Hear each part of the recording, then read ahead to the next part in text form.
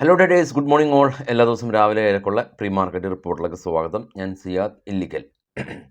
മാർക്കറ്റിലേക്ക് വരാം. നമ്മുടെ മാർക്കറ്റ് ഇന്നലെ ക്ലോസ് ചെയ്തു. നമ്മൾ ഇന്നലെ കാത്തിരുന്നത് യു.എസിലെ GDP ഡേറ്റയും ജോബ്ലെസ് ക്ലെയിം ആയിരുന്നു. യു.എസിൽ നിന്ന് വളരെ കൂൾ ഡൗൺ ആയിട്ടുള്ള GDP ഡേറ്റയും ജോബ്ലെസ് ക്ലെയിം ഡേറ്റ കാരണം US മാർക്കറ്റ് ഇന്നലെ ക്ലോസ് ചെയ്തിരിക്കുന്നത് ഹയർ ആയിട്ടാണ്. അതുകൊണ്ട് ആ ഒരു പ്രശ്നങ്ങൾ നമ്മുടെ മാർക്കറ്റിൽ ഇന്ന് നമുക്കില്ല എന്നുള്ളതാണ്. എന്നാൽ ഇപ്പോൾ ട്രേഡ് ചെയ്യുന്ന ഡോ ഫ്യൂച്ചർ കറൻ്റ്ലി ട്രേഡ് ചെയ്യുന്നത് നെഗറ്റീവിലാണ് എന്നുള്ളത് വേറെ വശം. പക്ഷേ നമ്മൾ മാർക്കറ്റ് ക്ലോസ് ചെയ്തതിന് ശേഷം ഗ്ലോബലി നെഗറ്റീവായിട്ടുള്ള കാര്യങ്ങളൊന്നും സംഭവിച്ചിട്ടില്ല. നിഫ്റ്റി കറൻ്റ്ലി ഇൻഡിക്കേറ്റ് ചെയ്യുന്നത് ഒരു 40 പോയിൻറ്റ് അപ്പോ അതല്ലെങ്കിൽ ഫ്ലാറ്റോ അതല്ലെങ്കിൽ ഡൗണോ ആ ഒരു രീതിയിലാണ്. അല്ലാതെ വലിയ ഹ്യൂജ് ഗ്യാപ്പ് അപ്പ് അല്ലെങ്കിൽ ഹ്യൂജ് ഗ്യാപ്പ് ഡൗൺ നമുക്ക് എക്സ്പെക്റ്റ് ചെയ്യേണ്ട വരില്ല. ഇന്നത്തെ മാർക്കറ്റ് ഇനി ഒരുപാട് പ്രത്യേകത ഉണ്ട്. തിങ്കളാഴ്ച ദിവസം ഇന്ത്യ മാർക്കറ്റ് അവധിയാണ്, UK മാർക്കറ്റ് അവധിയാണ്, ജർമ്മൻ മാർക്കറ്റ് അവധിയാണ്, US മാർക്കറ്റ് അവധിയാണ് ക്രിസ്മസ് കാരണം. അതുകൊണ്ട് തന്നെ തിങ്കളാഴ്ച എക്സ്പയറി ഉണ്ടായിരുന്ന bank X, mid cap, Nifty തുടങ്ങിയ ഇൻഡെക്സ് ഇന്നാണ് എക്സ്പയറി, വെള്ളിയാഴ്ച. ഇന്ന് ഓൾറെഡി സെൻസെക്സിൻ്റെ എക്സ്പയറി ഉള്ളതാണ്. അപ്പോൾ 3 എക്സ്പയറിയാണ് ഇന്ന് വരുന്നത് എന്നുള്ളത് ഒരു മാർക്കറ്റിനെ വോളറ്റൈലാക്കാനുള്ള സാധ്യതകളുണ്ട്. ഇനിയിപ്പോൾ ഡയറക്റ്റ് ചൊവ്വാഴ്ചയാണ് മാർക്കറ്റ് ഓപ്പൺ ആവുന്നത്. ചൊവ്വാഴ്ച സ്വാഭാവികമായിട്ടും ഫിൻ നിഫ്റ്റിയുടെ എക്സ്പയറി ഉണ്ട്. അപ്പോൾ അതിനും DK വളരെ ഫാസ്റ്റ് ആയിരിക്കും. കാരണം ഡയറക്റ്റ് മാർക്കറ്റ് ചൊവ്വാഴ്ചയാണ് ഇനിയിപ്പോൾ ഓപ്പൺ ആവുന്നത്. പൊസിഷൻസ് എല്ലാം തന്നെ ആ രീതിയിൽ നിങ്ങൾ മാനേജ് ചെയ്യാനായിട്ട് ശ്രമിക്കുക എന്നുള്ളതാണ് ഒന്നാമത്തെ കാര്യം. പിന്നെ FIs 3 ദിവസമായിട്ട് ഇപ്പോൾ സെല്ലിങ്ങിലാണ്. അതിലേക്ക് നമുക്ക് കിടക്കാം. അപ്പോൾ ഈ ഒരു കാര്യം മനസ്സിൽ വെക്കുക. അതല്ലാതെ നമ്മൾ പൊസിഷൻസ് എല്ലാം തന്നെ ഓപ്ഷൻ ബൈയിങ് ഒക്കെ ചെയ്യുമ്പോൾ 3 ദിവസത്തെ DK വരും. ഇപ്പോൾ വീക്കിലി എക്സ്പയറിയിലൊക്കെ ഏകദേശം 10 പോയിൻറ്റ് ഒരു ദിവസം DK ഉണ്ടായി, ഏകദേശം ഒരു 30 പോയിൻറ്റ് DK ഉണ്ടായി ആണ് ചൊവ്വാഴ്ച കിട്ടുന്നത്. ഒരുപാട് ആളുകൾ അങ്ങനത്തെ പൊസിഷൻ അഴയ്ക്കാറുണ്ട്. അപ്പോൾ അവരുടെയൊക്കെ ബ്രേക്ക് ഈവൻ എന്ന് പറയുന്നത് ഏകദേശം ഒരു 40 പോയിൻറ്റ് DK മാത്രം അവർക്ക് പ്രീമിയം മെൽറ്റാവും. ആ രീതിയിൽ തന്നെ അങ്ങനെ ഒരുപാട് കാര്യങ്ങൾ ഇൻവോൾവ്ഡ് ആയതാണ് ഓപ്ഷൻ.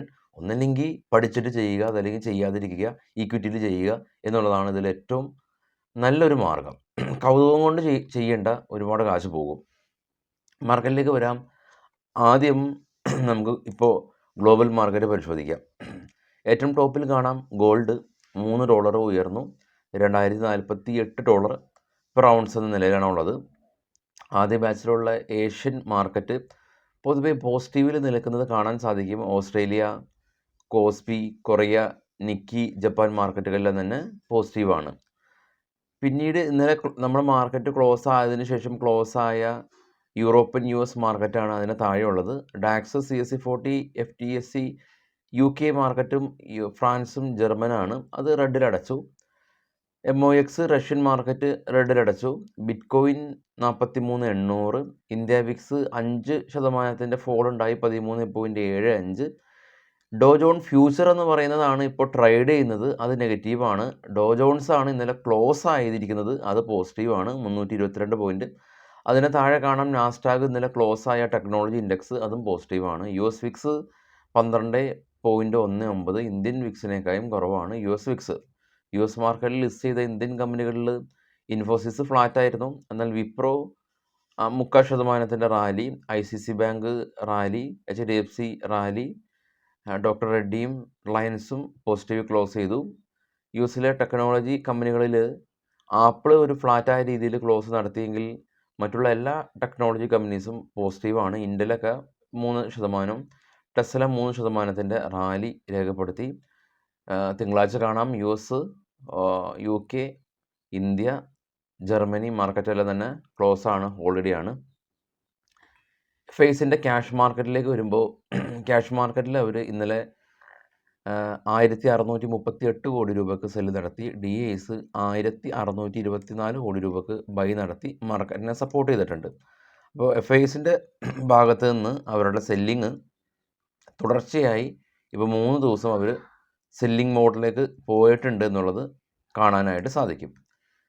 ഇനി സ്റ്റോക്കുകളുടെ ന്യൂസിലേക്ക് വരാം. ആദ്യം GMR എയർപോർട്ട് കമ്പനി 675 കോടി രൂപയുടെ ഒരു investment national infrastructure investment fund നടത്തിയിട്ടുണ്ട് ആന്ധ്രാപ്രദേശിലുള്ള ഇവരുടെ എയർപോർട്ടിൽ എന്നുള്ള ന്യൂസ്. ലുപ്പിന് പുതിയ മെഡിസിന് US-ലെ ഡ്രഗ് കൺട്രോൾ അതോറിറ്റിയുടെ അംഗീകാരം ലഭിച്ചു. ടാറ്റ മെറ്റാലിക്സും ടാറ്റ സ്റ്റീലിലെ അമാൽഗമേഷൻ NCLT അപ്രൂവ് നൽകി. മദ്രാസ് ഫെർട്ടിലൈസർ അവിടെ വെള്ളപ്പൊക്കം കാരണം ഇവിടെ പ്ലാന്റ് അടഞ്ഞു കിടക്കുകയായിരുന്നു. അപ്പോൾ പുനരാരംഭിച്ചു ഇവരുടെ പ്രവർത്തനം എന്നുള്ള news. Angel One board meeting January 15-നുണ്ട്. ഡിവിഡൻഡ് അന്ന് ദിവസം പ്രഖ്യാപിക്കും. റെയിൽടെയിലിന് 66 കോടി രൂപയുടെ ഓർഡർ ഇന്ത്യൻ റെയിൽവേയുടെ ഭാഗത്തു നിന്ന് കിട്ടി. LIC as per law 25% minimum public share holding വേണമെന്നായിരുന്നു 10 വർഷത്തിനുള്ളിൽ. അത് LICക്ക് അതിന് ആ ഒരു നിയമത്തിന് എക്സെപ്ഷൻ കിട്ടിയിട്ടുണ്ടെന്നുള്ള ന്യൂസ് ഉണ്ട്. ബാറ്റ ഇന്ത്യ ഫുട്വെയർ കമ്പനിയാണ്. പങ്കജ് ഗുപ്ത ഇവരുടെ head of retail and franchise operator എന്ന പൊസിഷനിൽ നിന്ന് റിസൈൻ ചെയ്യുകയാണ്. MOELൻ്റെ പ്രൊഡക്ഷൻ കപ്പാസിറ്റി 20%-ൻ്റെ ഒരു അപ്ഗ്രേഡ് കഴിഞ്ഞ വർഷമൊക്കെ കമ്പയർ ചെയ്യുമ്പോൾ കിട്ടിയെന്ന് കമ്പനി അറിയിച്ചു. WPLന് 425 കോടി രൂപയുടെ ഓർഡർ. ടാൻഡിയ കൺസ്ട്രക്ഷന് 68 കോടി രൂപയുടെ ഓർഡർ. സിയറ്റ് ടയർ കമ്പനിയാണ്. ഇവരുടെ ടയേഴ്സ് ആൻഡ് മോർ എന്ന ഓൺലൈൻ പ്ലാറ്റ്ഫോമിലേക്ക് ഇവർ ഫർദറായിട്ട് ഇൻവെസ്റ്റ്മെൻറ്റ് നടത്തി എന്നുള്ളതാണ് ന്യൂസ്. മറ്റുള്ള ന്യൂസുകൾ നമ്മുടെ ടെലിഗ്രാം ചാനൽ ഉണ്ടാവും, ഈ വീഡിയോയുടെ ഡിസ്ക്രിപ്ഷനിൽ ഉണ്ട്. അപ്സ്റ്റോക്ക് സ്രോത അക്കൗണ്ട് എടുക്കാൻ താല്പര്യമുള്ള ആളുകൾക്ക് ലിങ്ക് വീഡിയോയുടെ ഡിസ്ക്രിപ്ഷനിലുണ്ട്. നമ്മുടെ വെബ്സൈറ്റിൻ്റെ ലിങ്കും വീഡിയോയുടെ ഡിസ്ക്രിപ്ഷനിലുണ്ട്. വൈകിട്ട് 7 മണിക്ക് പോസ്റ്റ് മാർക്കറ്റായിട്ട് എത്താം. ഇന്ന് കാലിക്കറ്റിലേക്കുള്ള യാത്രയിലായിരിക്കും ഞാൻ പോസ്റ്റ് മാർക്കറ്റ് ചെയ്യുക. Thank you. Bye all.